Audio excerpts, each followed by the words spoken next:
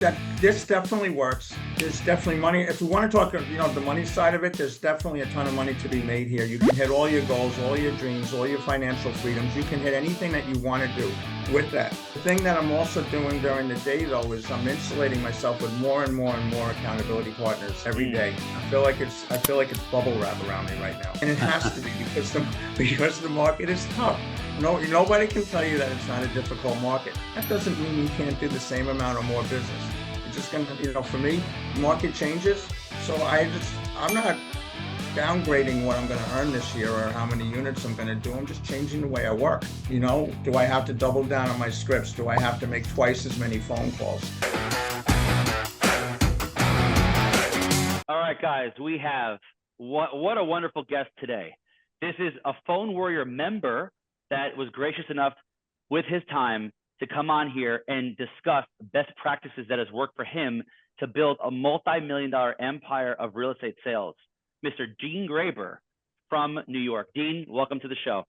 All right. Thank you guys very much for asking me. I'm very excited to be doing this and here with you guys, here with everybody.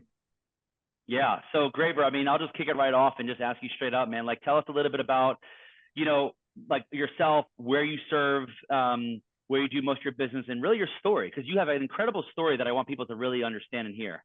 All right. Well, is it just my real estate story, or go back to how I got into real estate a little bit?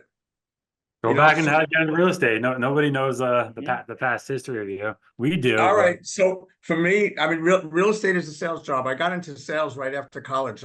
This was just a one story, and I learned so much from this because I kind of do a lot of the same things today, and it's a few years later, to say the least. So right after college, I was selling meats and seafoods door to door. I know that's not part of a real estate story, but the way this started every day is you had to start from zero every day, a line and a comment that we use today. You literally had to do that. You had to rent your truck, rent the cooler, buy your dry ice, and buy your food that you're going to sell that day. And then the race is on, because the ice only lasts 24 hours. The food is only going to last 24 hours. So every single day you had to sell all of your product. Or you had to eat your product, no pun intended on the food stuff, but you know what I mean? But it would, but you had to sell it. So you had to sell. And every day you were going out, and this is before cell phones, computers. It's not like I had a regular appointment set. So I was in Boston, and you just go and pick a town, and say Falmouth, Massachusetts, or Worcester, Massachusetts, and you just go. And you need to sell, and you door knock and sell your food. It was a door knocking job. There were no phone calls. There was no telemarketing, nothing. And it was a door knocking, and you door knock until you had no more food left. And then you did have clients from that who you said you would be back in 6 weeks on Tuesday, same time. Is that okay? And you would go and you would do that. So from that, I just learned, I guess, about how to sell and urgency and stuff about talking to people. And it's the same kind of thing right now as far as in real estate today, starting every day from zero, having a plan, knowing where you're going, but you got to see what happens, and you have to be a little flexible with what's going to happen during the day. So when did you get into real estate then after that? All right. So I was in the mortgage business before this. That happened by accident too. We're not going to go to the whole story here, but I got into the mortgage business. I did that for about 20 years. And, I wanted to transition to real estate sales. I just thought real estate was exciting. I actually also did think it was slightly easier. And I was a misconception with that, especially for new people coming in, that it's not a lot of hard work. It is a lot of hard work, a lot of learning, a lot of training. And I was just transitioning into that to do something a little bit different after an amount of time. And I was at a closing, and nice lady, Esther Choi, was a listing agent. I was a mortgage person, and she had talked with me about an interview at a real estate company, and I went and I made the change. And so it didn't come out of nowhere, but it was not my first plan, but it's where I am right now. I've been doing this for 14 years. Wow. So, one thing that I do realize just in our organization, right, by itself is, do you you started your career on door knocking, and I'm sure it escalated to making phone sales, right? Selling yourself over the phone. So how do you, everybody in the Phone Warriors Nation, or just anybody in general, how do you get somebody to want to pick up a phone and take that fear and then cross over to actually start having conversations? Because I'm sure you get rejected today as just as much as you got rejected 15 years ago, right? Yeah, that's a great question. It's blind faith, first of all, that the system works and the process works. Mm. I think everything I've done in sales, whether it was, like I said, the meats and seafoods, even mortgage sales, and certainly real estate sales, a lot of it is blind faith. If it works for somebody, why not me? And really believing that and following people that it does work for. The other blind faith is people tell you it's a numbers game. But if you believe that it's a numbers game from blind faith over time and see it for yourself, Mm. then you'll just know that this is the process I have to go through. All these no's will ultimately find me or lead me to a yes. And you don't get rejected. You just have to do it. Mm. So we like, okay, so you've been doing it now for 14 years, right? What's the Right. highest listings taken month that you've had so far? 9. I'm, 9. but it's And you happened quite a few times, and I really want to get it over that hurdle. and this is arguably the last 2-3 years have been arguably, I would say, the hardest time to get a listing according to the NAR, according to the general public. So, and you're consistently doing 9, like 8 to 9, like in that window, or how many would you say on average? No, it's like I'll have a 9 month, like every 3 or 4 months is a 9 month, honestly. Okay. It goes 5, 6, 4, 7, 9, Right. 5, 6, like that kind of You're in numbers. that, right? So okay, so you have to have serious numbers of volume of just prospects that you're following up, and then we see you on the on the Zoom that we have Zoom, forward yeah. that is prospecting. I mean, you're constantly on the phone. So here's, I guess, like the biggest question I have is what are you telling yourself? Like, what is your internal motivation that is saying to you, like, okay, I need to make this happen right now? For so many years doing it at a high level that you've been doing it at, Dean, like, what are you telling yourself? I don't, well, the thing is, I still like doing this. I know it sounds a little crazy. So I do like doing it. I know that it works. I like helping people. I mean, there's the good side of it also. Underneath all of the people that might hang up on you or might say something not so nice to you or ask you a question that you might not want to, like, why are you doing this? Whatever the questions are, we all know there are nice people in there. I mean, we just did a client appreciation barbecue last weekend. We invited 600 past clients. 60 of them showed up. That's about the same number every year, about 1 out of 10. But these people, I would tell you honestly, almost every single one of them. I like every one of them. I would look forward to hanging out with any one of them on any given day. And it has nothing to do with the money. They're genuinely nice people. And I look forward to meeting the people. Obviously, I want to make money. I'm not going to skip over that. This is a well-paying job if you do it well, and but I just like doing it. And I like you guys. I like my coworkers here.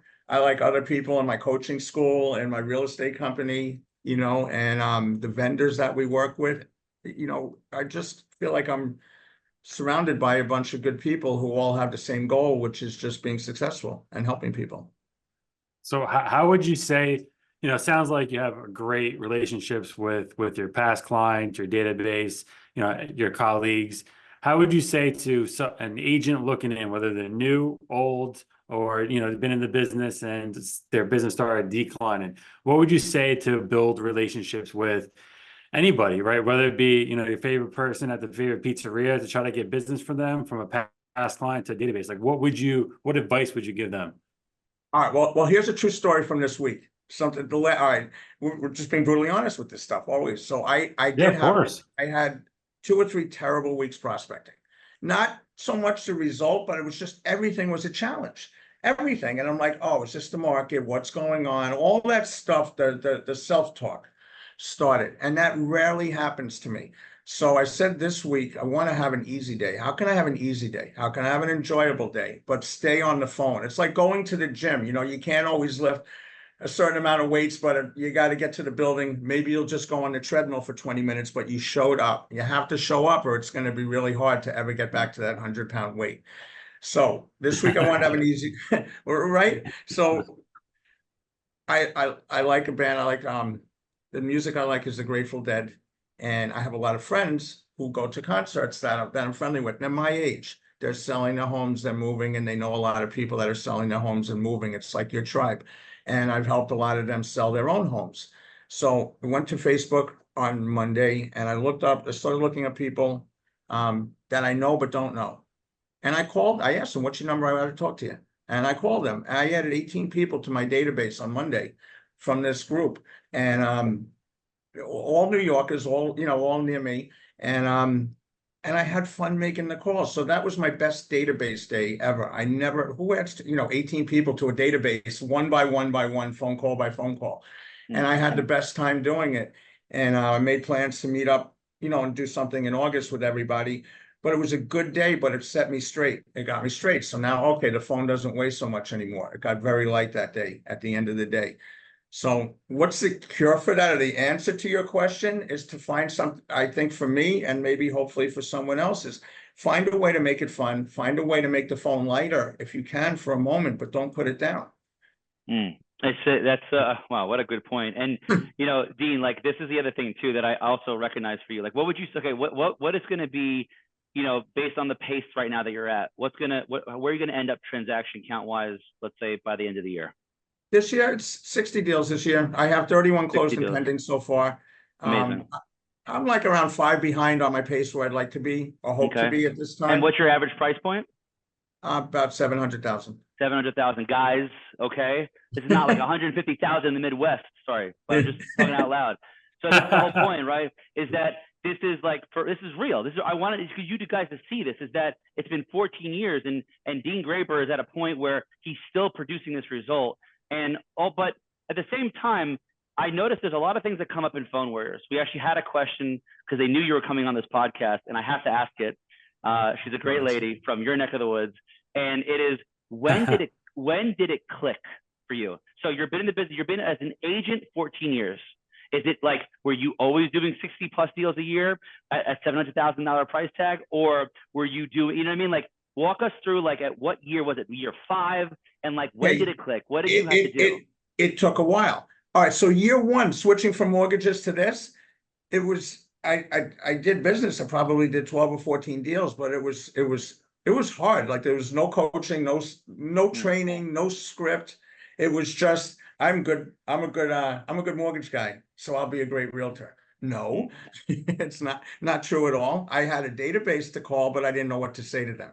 I just called and said, now I'm a realtor. Yay. But so year one was very eye-opening and scary to me for that reason.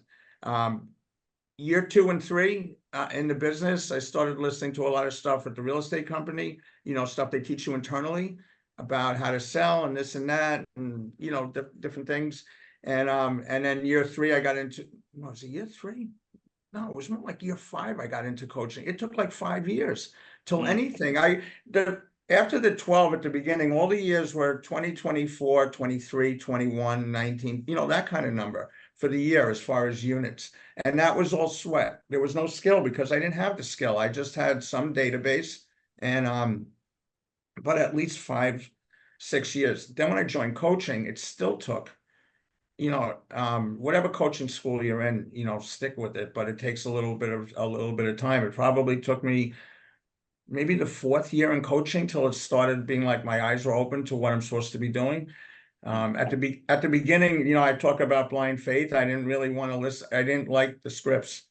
I'm just doing a survey for FSBOs, that stuff. And we've all said it. So everyone I role played with says, well, why don't you try this one? Or why don't you try that one? And before I knew it, I had like, maybe a dozen FSBO scripts. I was good at none of them. Say this, don't say that. And so that wasted a lot of time for me. Too much prodding on stuff that was everybody else's idea, not following the codes.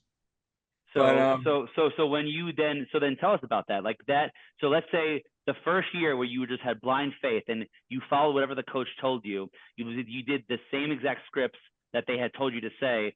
You said you went from like, was it 30 to 80 deals in 1 year or something like that? No, I went up to 50 deals is really where it went from like 24 deals to 50, but it took like 3 years, but it took a couple of years to get to that. And now it's always that number now. And this year I want to do 60. I mean, I'm not the guy that's doing 200 deals or anything like that, but every year I just want to do the same or a little bit better, 10, 20% better every year. Well, I mean, Dean, this is so great to me because like this is why we wanted to have you here and talk about this, because you know, we've interviewed people that are doing 200 plus deals a year, 150, whatever. But the reality is there's all these different nuances, and you're real. You know, maybe it's because you're in New York and we're in Jersey, so it's like right here, and like you Yeah. can't fake it. I mean, you really can't fake this stuff. You just have to do it. So I guess the question really is like, you know, what would you recommend to an agent that's coming to you, say, Dean, like, I'll follow whatever you tell me to do. I don't know where to start. I want to be as successful as you, doing at your price point, your deal count. What should I do? All right, I tell them to get into coaching. I don't want to hear it's too expensive. You know, Tony Smith said once, he's one of the coaches, and he said, if you tell me that you can't afford coaching, that tells me every reason you need to get into coaching. And I like that line, and I've used it with people. But get into coaching day one. And again, I'm not going to tell you what brand of coaching to get into. I'm just going to tell you to get a coach. There's 3 or 4, you know, there's at least 3 prominent ones. We know who they are, and listen to everything that they say and just stick with it. Because anyone who's in, you know, whatever is, you know, with the Watson or Tom Ferry or whoever's in any of these, they all work to some degree as long as you work them. So don't deviate from that and just stick with it, and don't get into one and keep looking. What about this? I'm you know, just find something and do it, and it will work for you. And the other thing is, you know, you think like there's doctors, there's lawyers, there's people that spend hundreds of thousands of dollars on college and stuff like that. Whether you've done that or haven't done that, you don't, you know, we're still the same. We're dealing with people's, in most cases, their largest asset. And our mindset has to tell us that we're an important person to them at the time that we're doing business with them. We're not just like the realtor or something less than. I think a lot of people think that they're less than sometimes with this.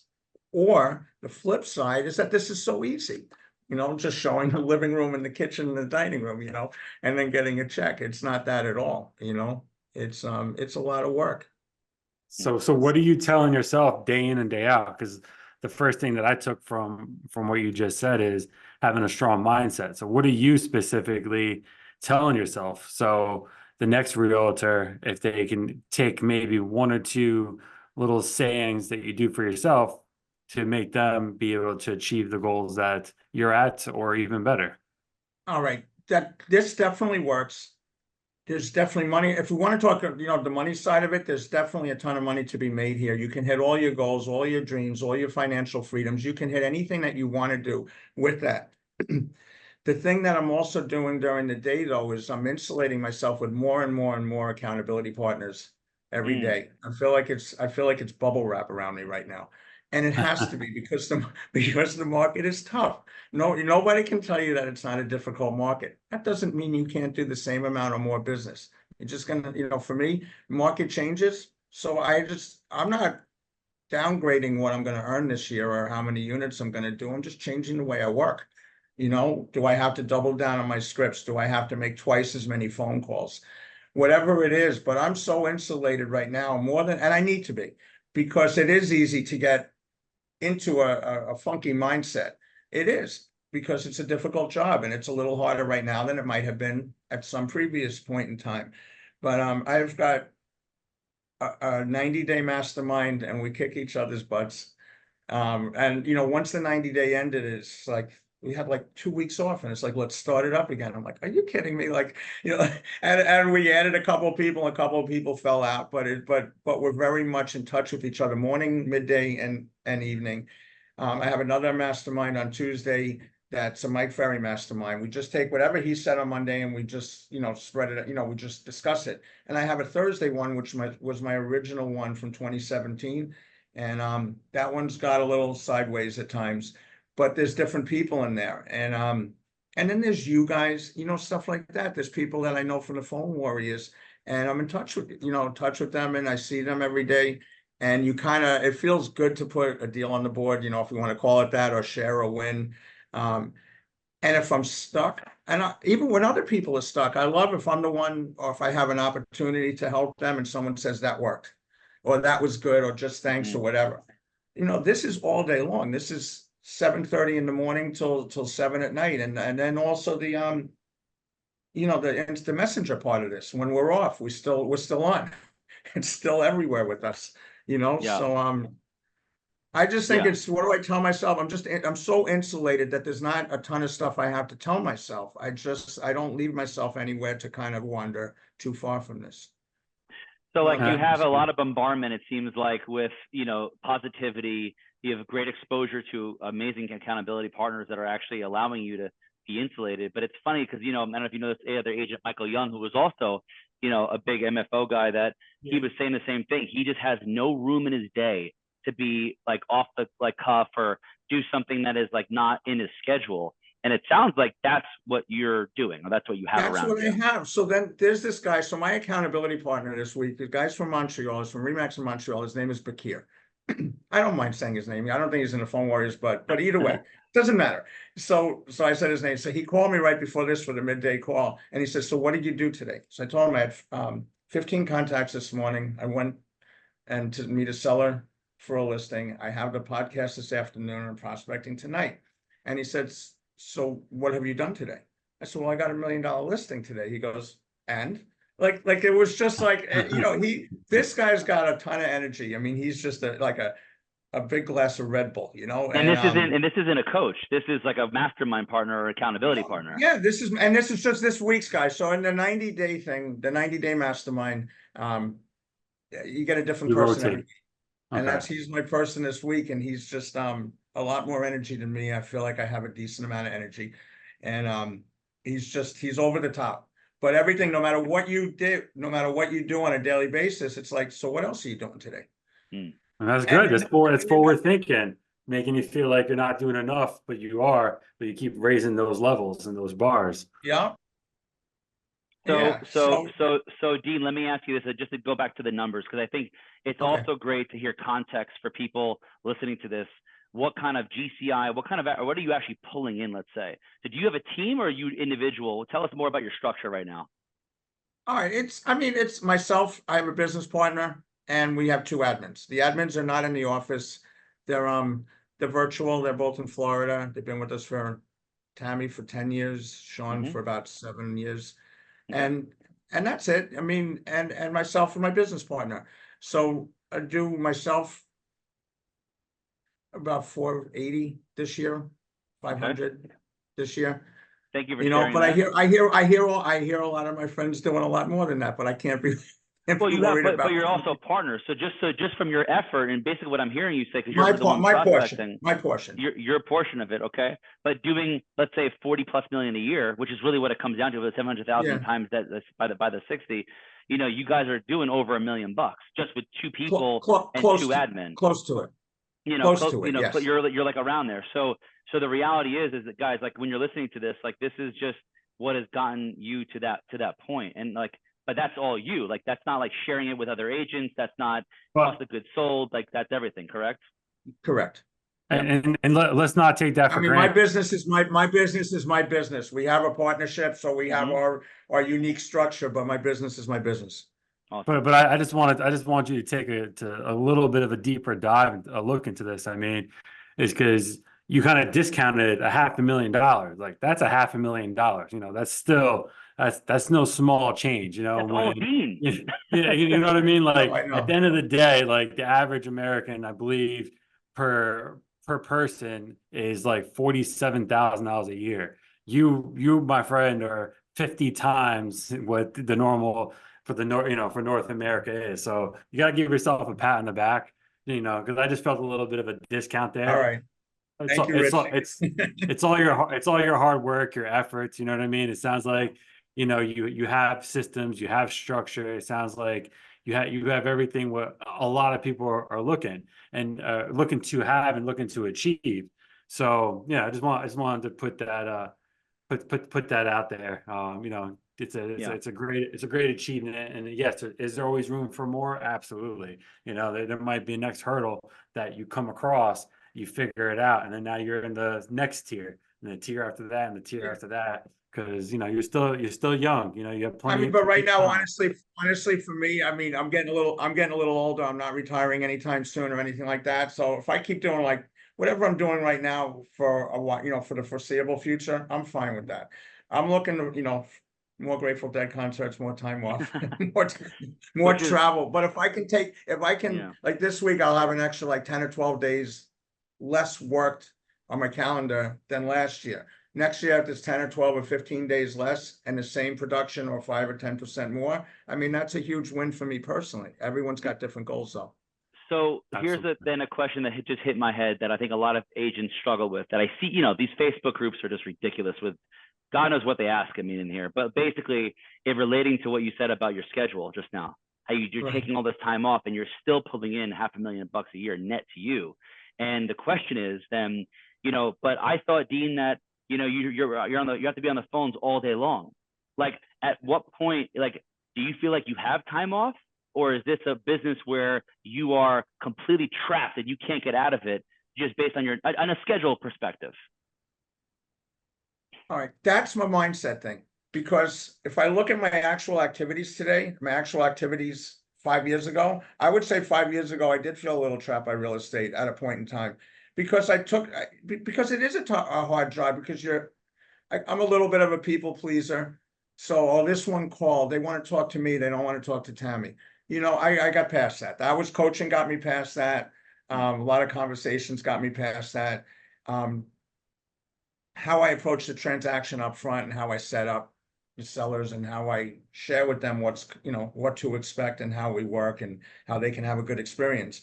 But no, I take time off, man. I do. I mean, the job is still the phone's gonna ring on Sunday. We all know that. Nobody cares that you're on an airplane. It's not like the whole world knows the phone's gonna ring or you're gonna have a missed call when you land or a few. How do you process that? How do you work with that? There's a part of it you have to just accept.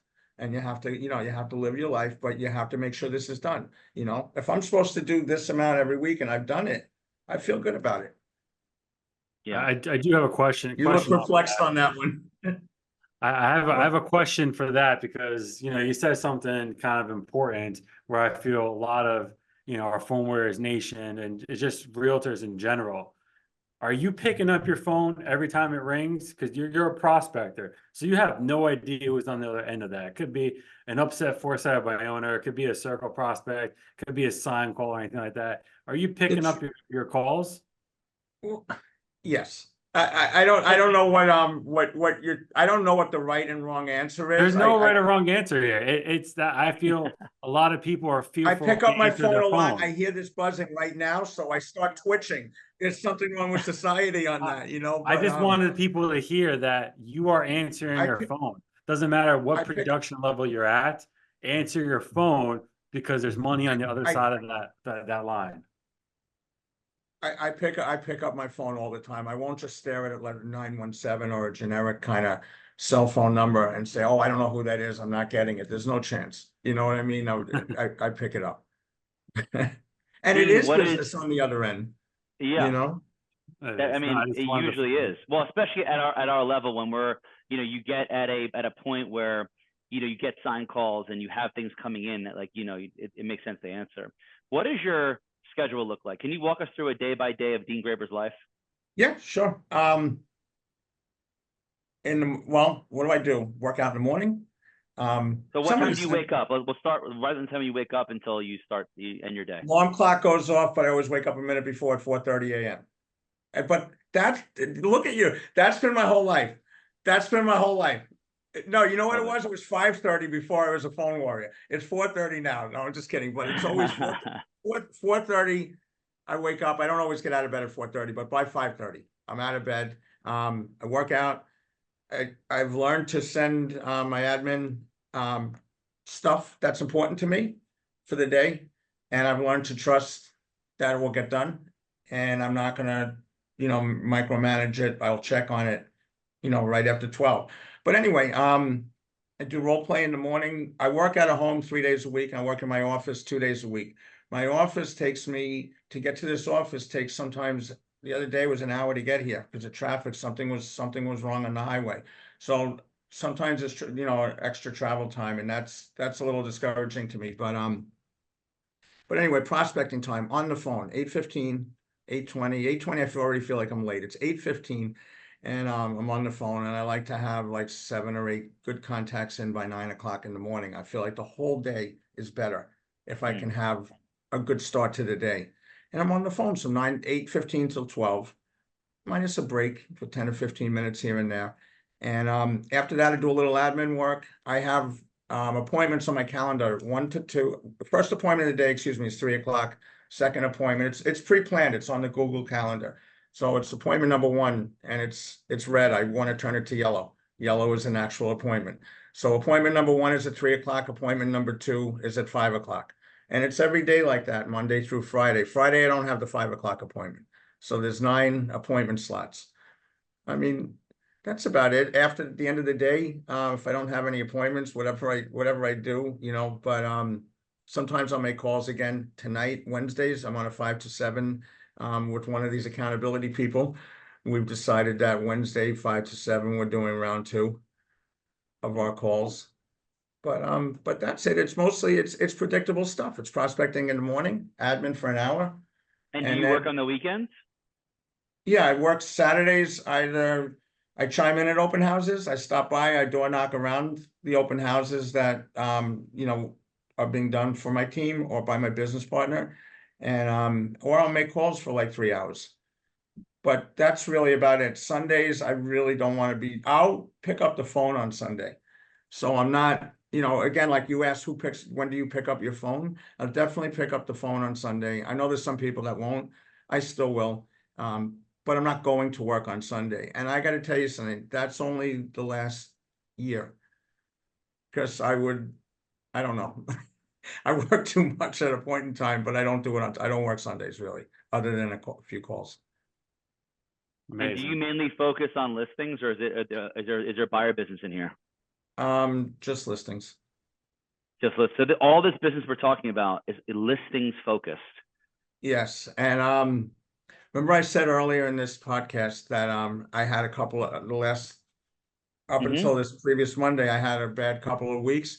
Well, I decided, I can take out a buyer. A buyer will work again. I took out a buyer last Friday. I called Tashana. After like 45 minutes into this experiment, I was dying.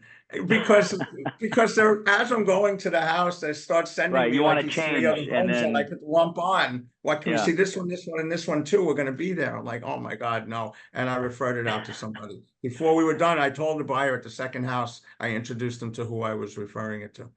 so that's amazing. So here's this is like one thing that I just see a theme about you, Dean. Okay, which is that you have this light airiness and like just very fun way about this whole business, and like that's something that I think that a lot of people. It just seems like when they're on the phones, when we see them on phone warriors or other places anywhere, that there's like a weight, just like being in the business. There's such like a weight on there. When did you take that weight off?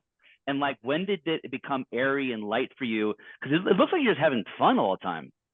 Well, all right. So here's the deal. So the mortgage business for the end of that career was fun. You know what I mean? It was whatever it was. And then in this job, first few years was stressful to me because it was much more challenging than I had thought it was. It was different than I had thought. This is not HGTV, and this is not, fix and flip and go make, X amount of dollars. It's none of that. It's nothing that you see on TV. But you can have some moments and enjoy it like that, in a sense. But probably 5, 6 years ago. It's not, it's just, look, I was talking about blind faith. If the numbers work, the numbers work. If you know your numbers, you know your numbers. You have to do that. I think a lot of sales coaches will tell you to know your numbers no matter what industry you're in. And I have faith in that. And so I do my stuff. But the other thing is not just going through the motions. It's not like I got to make 30 calls today or I have to make 40 calls today. You know what I mean? When I do just that, I don't get any appointments. So there is a balance with that also, Sometimes we prospect for appointments. Sometimes we prospect for, units, people, numbers. And, but I don't know. I try to if it's not fun, I'm not doing it. Like I said, my business partner, Evans, I said, we talk about stuff and, if we're trying to do our business plan and this and that. And, I always say to them, like, this has to be fun also. It has to be. I have to come in here and not feel like, oh, I'm going to my job. It can't be like that. Though I'm human and it does feel like that at moments. But it can't be like that as the regular premise for how you go to work and how you do your stuff. It's Amazing. great. It's life is all about having fun, you know.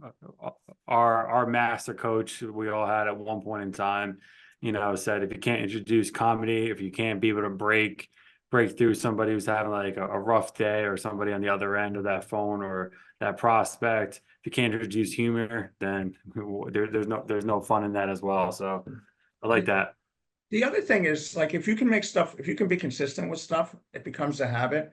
I think if you do something X amount of days in a row, I don't know the number, I think it's 60 days in a row, someone said. Or Gary Keller has a thing in his book, you know, about X being X amount of days and it becomes a habit, you know, if you do something. So if something becomes a habit, it's like what you do, you know what I mean? So it's like coming into the office or making calls in the morning. It's what I do. And the other thing that this is sad though, when I'm away, it's still like it's 8 o'clock in the morning and I'm like, I can make calls for an hour, you know, but I do, you know, you guys have seen me, you know, at hotels in Las Vegas, and it's like 6 a.m. there and it's 9 a.m. on the East Coast. And, you know, I still rattle off like 8 or 10 expireds. That's a habit. I want to make money. It's everything. It's every reason that I work, you know? So. Wow. So like if you were to go back in time, and let's say we're talking to the Dean Graber in his early to mid 20s, let's say. You're just getting out there, you're just getting into the world, and you're trying to figure out, okay, how am I gonna make a lot of money and just like kill it, right? And then crush it, have these big dreams and goals. Knowing what you know now, Dean, what are you telling yourself back then that you wish you would have known to almost make it either faster or happen in a way that you didn't take it so seriously? You know, what are you telling yourself back then that you know now? Well, I would have gotten into coaching at the very beginning of my career. I probably would have aligned with, I would have sought out more talent at a younger age to surround myself with also. I'm thinking. Wow. Because sometimes some people have like these, I listen to certain people on stage at the real estate, you know, at the conventions and the retreats and stuff. And every one of them has this great, you know, this great, this just surrounded by a tremendous amount of talent. Now, I like everything that I'm doing and that, you know, and where I am. But if I was going to also start over, I probably would have sought additional talent to add to the team and maybe had, you know what I mean, had a team of 4 or 5, just real talent with different skills that we all had, and we can all feed off each other. Wow. Awesome. I love that. And you know, my question to you is the reverse of what Dean said is, Okay. you know, at the end of when your time is up, what do you know, on your tombstone, if you could have something engraved in there for life, what would you want the world, your family, everybody to remember you as? I was a guy who really cared, tried real hard, and had a lot of fun. I mean, I look out for people. Yeah, that's kind of boring. I got to rethink that, but I only have a few It's minutes not, here. it's not boring. It's not boring. It's not boring. It's what you feel, Yeah. right? And that's there's a lot of people in this world that unfortunately look out for themselves. They don't put people first, and you know, there's different definitions. So that's a great answer, in my personal Okay. opinion. Yeah. And you know, Graber, I guess the last question I can think of is look, I mean, we might I have love touched that you upon call it. me Graber also, by the way. Yes. So because you know, Dean I squared know here, you know. why. So, you know, well the public that's gonna watch this on YouTube is not, you know, gonna see this. But the other thing is, like, you know, so what is, okay, let's say I'm a year in I mean, there's a lot of new agents in the phone warriors community, TXT2, these other groups that I see, and they're like looking for stuff. They're looking for answers. They don't know what to do. So we might have touched upon it earlier in this podcast, but just remind us again, what is the, like, 1 to 2 things you're recommending to newer agents that are coming in the mold that want to scale and like learn what to do? We talked about coaching, but you can't use coaching. What is something else? Learn what to say to people, accept rejection. It's just part of the process. It's no big deal. And just learn what to say to people. Learn how to talk to people, and don't be scared of it. Who cares? You know, honestly, who cares? You don't know who's on the other end of the phone. Deal with it. And just make your calls, talk to people, be smart, study the market, and know what to say to them and just go for it. Guys, I want you to all come on the Phone Warrior Zoom, okay? You come join our Facebook community. You'll get the access to the Zoom, and you'll hear Dean Graber himself. He literally is like this. That's why we love having him on the Zoom every single day. It is a breath of fresh air. The guy just has a lot of fun, and he doesn't take it personal. Dean, thank you so much for being here. This is awesome. Thank you, Dean. All right. Thank you guys very much. I appreciate it. This was fun too.